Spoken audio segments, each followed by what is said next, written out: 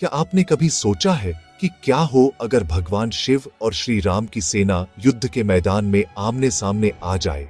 हम सब जानते हैं कि श्री राम महादेव के परम भक्त हैं और महादेव श्री राम के।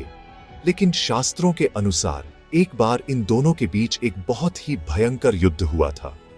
आखिर ऐसा क्यों हुआ कि दो परम आराध्य एक दूसरे के खिलाफ खड़े हो गए? यह कथा पद्म पुराण पाताल खंड में वर्णित है। रावण वध के बाद भगवान श्री राम ने अयोध्या में अश्वमेध यज्ञ किया और अपना विजय अश्व छोड़ा।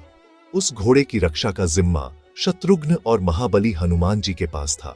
घूमते घूमते वह घोड़ा देवपुर पहुंचा, जहां के राजा वीरमणि भगवान शिव के परम भक्त थे। उन्हें वरदान था, संकट में महादेव स्वयं रक्षा करेंगे। जैसे ही घोड़ा वहां पहुंचा, राजा के पुत्र ने उसे पकड़ लिया और युद्ध की चुनौती दे दी। भयंकर युद्ध छिड़ गया। शत्रुघ्न ने पूरी सेना को परास्त कर दिया और राजा वीरमणि को गंभीर रूप से घायल कर दिया। मृत्यु सामने देख वीरमणि ने महादेव को पुकारा।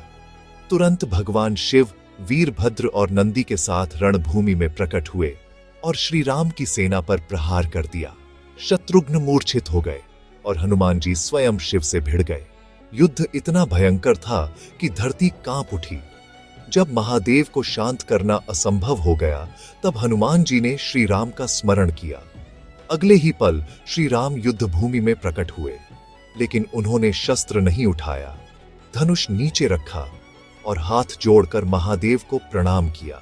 हे प्रभु, जो आपका भक्त है वह मेरा भी भक्त है। आपने अपने भक्त की रक्षा का वचन निभाया।